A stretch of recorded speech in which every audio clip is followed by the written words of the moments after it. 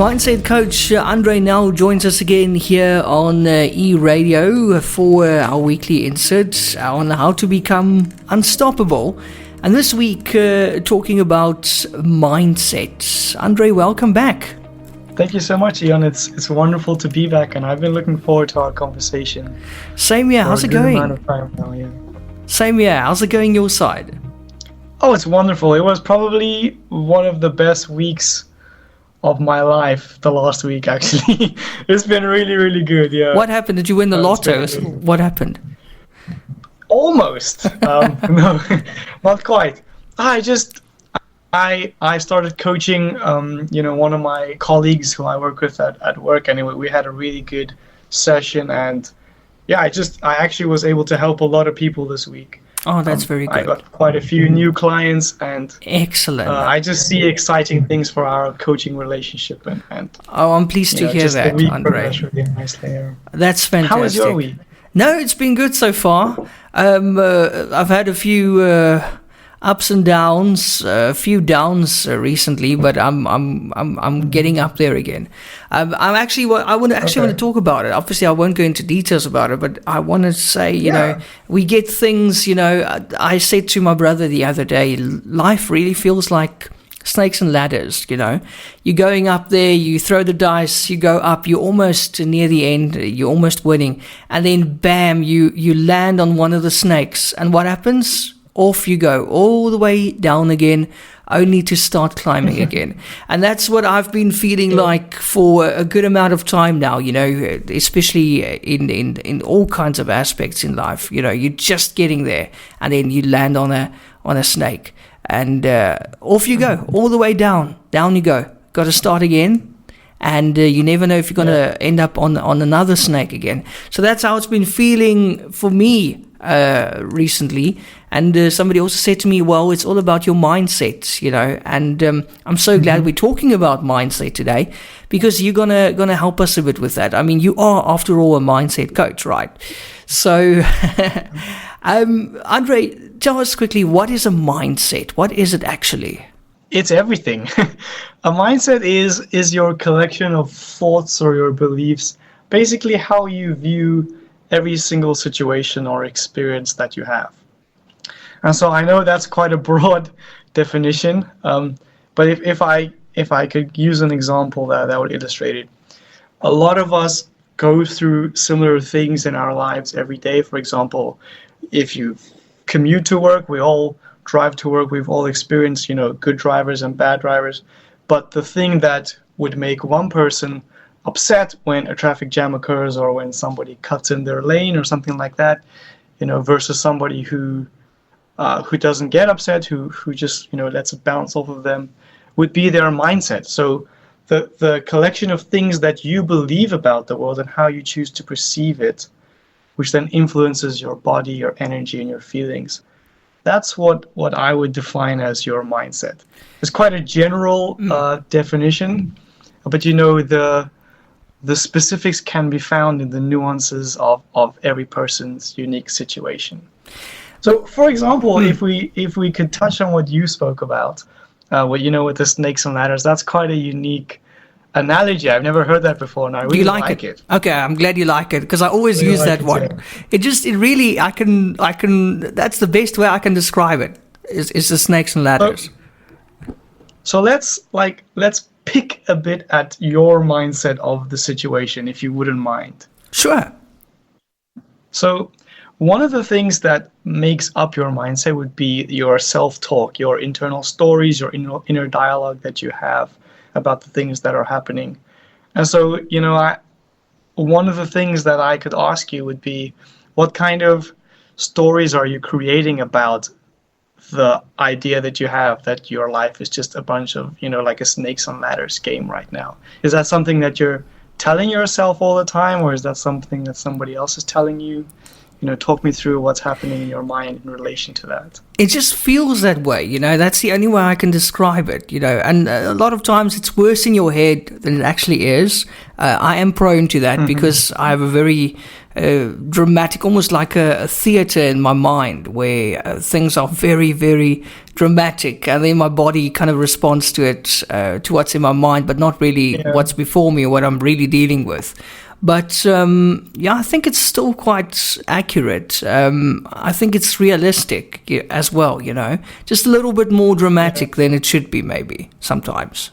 It's interesting, like what you said. You said that your mindset, it works like that, and so your body responds. And actually, you hit one of the biggest nails on the head when it comes to mindset. Is that many people think that your mind is just your head, your brain, but actually your mind is contained in every single cell of your body.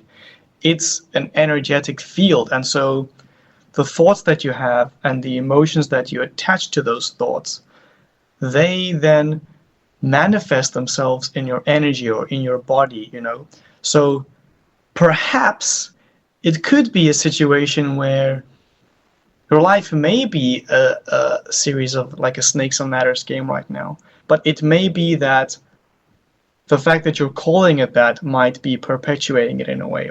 One of the things that I always point out to people, and in my own life, it's tough to find these cycles, but we often, perpetuate or recreate certain cycles of events in our life without realizing it until, an external person comes in. So I would challenge you to create a different story whenever you find yourself falling into that mindset. Does that make sense? Okay. So what am I replacing the snakes with? So, it's very interesting because it's not like you can take conscious control of the story that you're creating. Like you chose to use the analogy of a Snakes on Ladders game. And so in the very same sense, in that using the same power and control that you had, you could choose to create a different analogy where you consciously decide to break that cycle of Snakes on Ladders and call it a different game, Perhaps if we keep on the board game analogy, maybe it could be like a Monopoly game where even though you're still going in circle, every time you pass go, you get some money, So you just don't end up in jail. Or you end up in jail, it depends how you want to think about it. But it's just part of your mindset is what do you choose to shift your focus onto when things happen in your life. And I'm sure, there are people who would be in the very same shoes as you and who would think their life is only filled with snakes and there are no ladders. Yeah. You're choosing to see both. Perhaps there's a time where you might feel, but I'm tired of the Snakes and Ladders game. I want to play a different game. And so you could shift your mindset, how you view your life, to something more in line with what you would like to have. So, Andre, obviously mindset really matters. And the reason is, our bodies follow. If you have a bad mindset, your body is going to follow you. You'll probably end up being in fight or flight mode.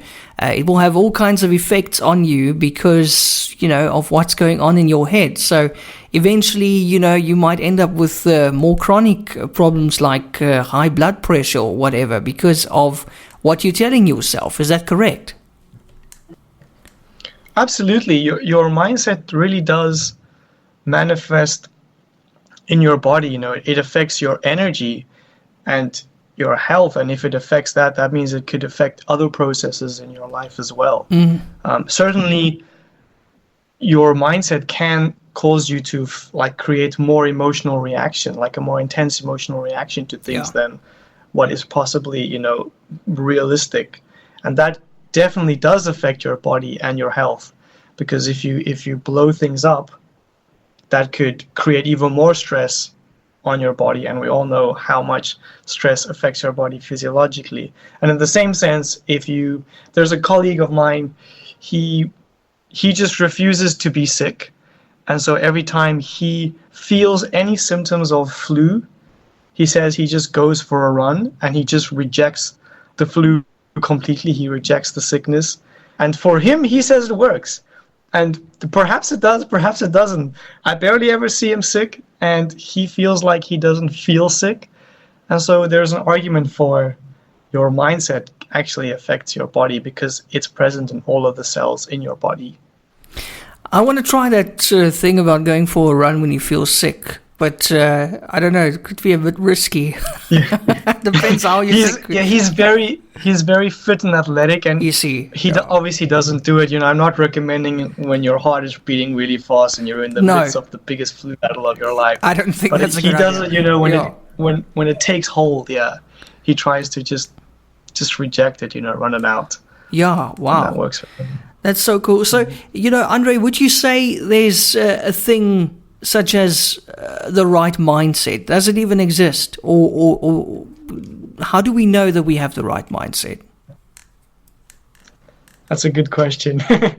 Do you mind if I reflected back at you first and see what your thoughts are? Of course. Of course. Go for it. Okay. What do you think, or has there been a time in your life where you felt that you've had the wrong mindset? If so, could you share like that specific example with us? Well, yeah, I think so. Hey, I mean, when you're young and dumb and so on, you know, you kind of don't have the right mindset, but you don't know that you don't have the right mindset.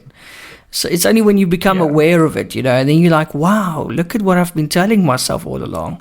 Once you're aware of it, you know, you're more aware of how you talk to yourself, and that's so important. And yes, I've definitely had cases in the past where I didn't realize that my mindset was wrong. And, you know, I change it, or I try to change it. It's difficult because I think if you're so used to having that mindset, it's almost like second nature to you. So to change it, it will take a lot of work, and you need to be aware all the time of how you think and what you say to yourself. So, no, definitely in the past, I've definitely experienced times where I thought, you know, oh, I don't think this is the right mindset. And then you change it. You know, I always try to be positive. That's me. I'm always trying to be positive and see the positive in things. Yeah. But I'm also, at the same time, I'm not living in a dream. You know, I'm realistic, and I'm realistic with myself as well. So I'm saying, yeah, I choose to be positive, but it is still a very bad situation. But hopefully, you know, it will work out, you know. So there's always a bit of hope and a bit of positivity. But I think personally, mindset is probably a thing that you never stop working on. It's almost like a work in progress all the time. Is that right?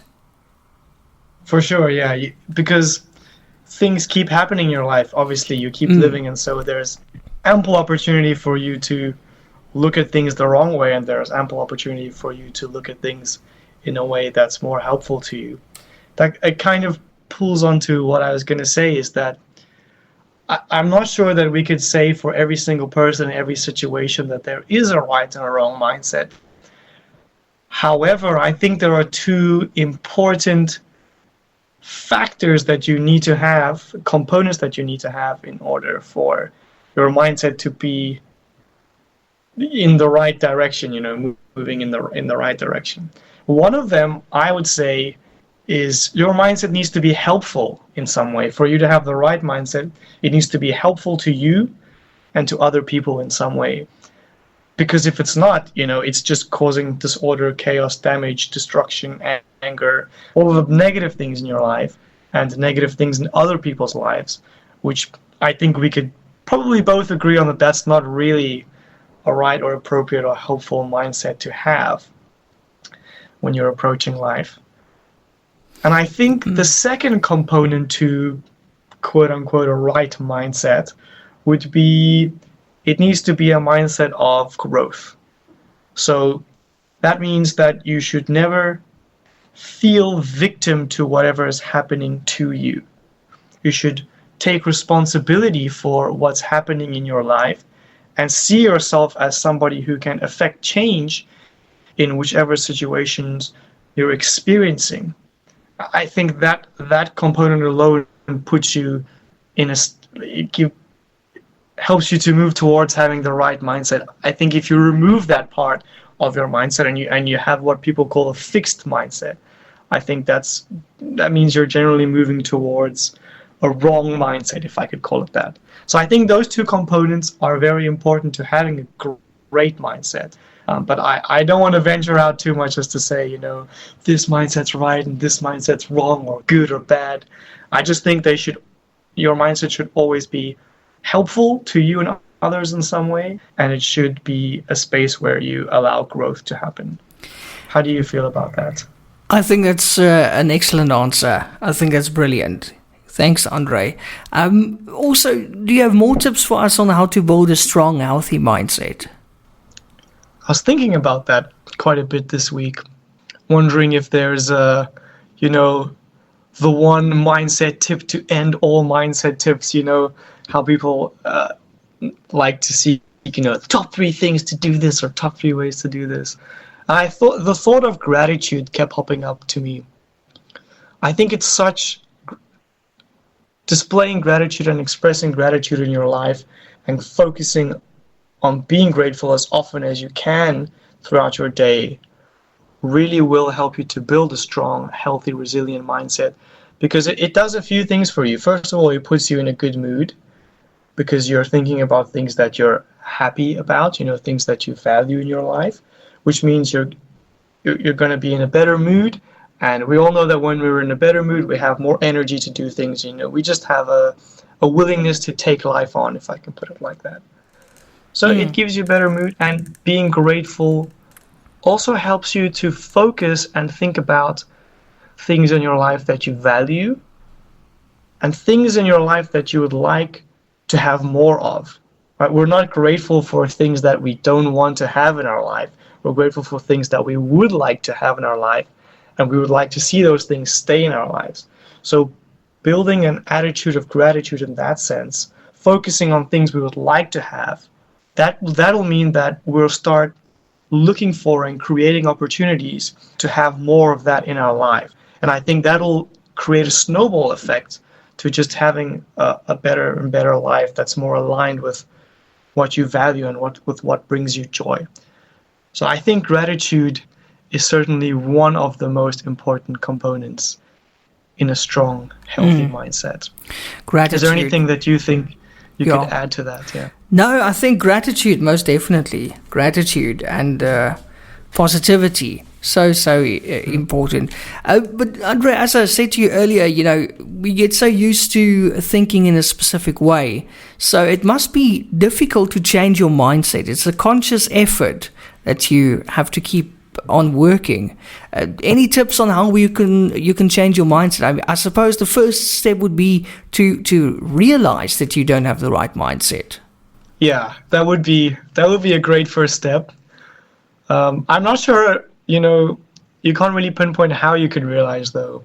How did you realize in the past that your mindset wasn't right? Was there like a moment or an event or a feeling that kind of triggered it for you?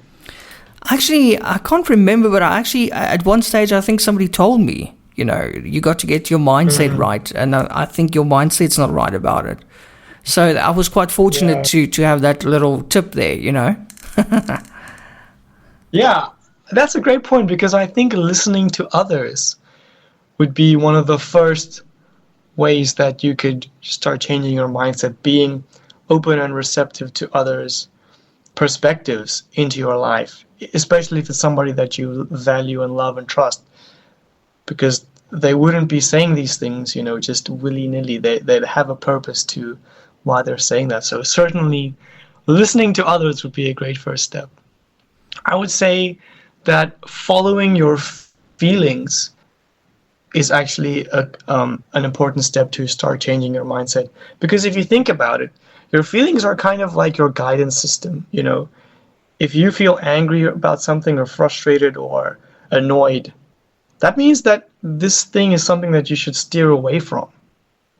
So if you follow your feelings to less of what makes you unhappy and more of what makes you happy or feel joyed or excited or energized, I think that's one way in which you could start steering your mindset into the right direction. Although as I'm saying that, I realize that the advice might not be well received by everybody. Telling them, do more of what makes you happy. It's not the easiest advice to follow. Just if I say, Ian, just do what makes you happy. That's easy, right? I wish. The path to changing your mindset, it's not an easy path. I have to be honest about that. There are different ways to go about it. There is the conscious route where, in our conversation now, I could suggest that when you experience those thoughts, that you shift your thoughts to something more positive or to an outcome that you'd like to have rather than what you're experiencing right now. So that's a conscious way of shifting your mindset, and of course following your feelings because you're consciously aware of how you're feeling. There are also other ways of changing your mindset which focus more on your subconscious mind. So I think this is a concept for another podcast episode because it's got a lot of depth to it. But in brief, your subconscious mind, which is the part of you that you're not really aware of, the part of your mind that controls your breathing, your health, your healing, your beliefs, your values, that stores your language and your emotions and your habits, all those things that come automatically to you, like writing something down on a piece of paper. That's not you consciously thinking about it. That's your subconscious mind in action because it's been programmed in a certain way. So through techniques like I do in coaching, you can change your mindset much quicker and much easier, and probably to a more lasting extent and effect by tackling the challenges from a subconscious mind perspective, going straight to the root and letting go of the beliefs that are holding you back, or letting go of the emotions that are keeping you stuck, or resolving the inner conflicts that you have within yourself. And that's something that, certain parts of that you can do by yourself, but working with a coach or working with somebody else who can help you to highlight these things and point them out to you, and who can help you get to the root of them, that will be a more effective and quicker way of changing your mindset when you go right to the root, the subconscious mind, and you really tackle it there. Andre, obviously you're a mindset coach, so you can help us with our mindsets. How do we get in touch with you? My website. I love my website. I've spent a lot of time on my website, so that's andrenelcoaching.com. On my website, I explain a lot of the mindset concepts that we've spoken about now, and it's very easy. Just you scroll through the website, you have a look what people have said about working with me, you read a bit about what I do, and from there, I have a bookings page, which you can book your call easily with me. And I also have my email address, which is on my website. It's just andre@andrenelcoaching.com. And those are my two main ways of connecting with people. I'm on my email a lot. Those are the two best ways. Excellent. Andre, thank you so much for helping us today with mindsets. And then obviously next week we'll be talking about habits and, go into that and habits and so on. Yeah. I'm excited for that because I think this episode, was perhaps a bit more abstract, the concept of mindset. But habits, I'm excited to talk about that because it's much more practical and tangible, and it's very actionable. Exactly. So I think people who are looking for a place to start, I would encourage them to listen to that habits episode. Yeah, don't miss it because we will be talking about how to choose the right habits and also how to change it, how to break those bad habits. Andre will join us again next week to help us with that. Andre, in the meantime, thank you so much, and we'll chat again soon. Thank you so much. Looking forward to it.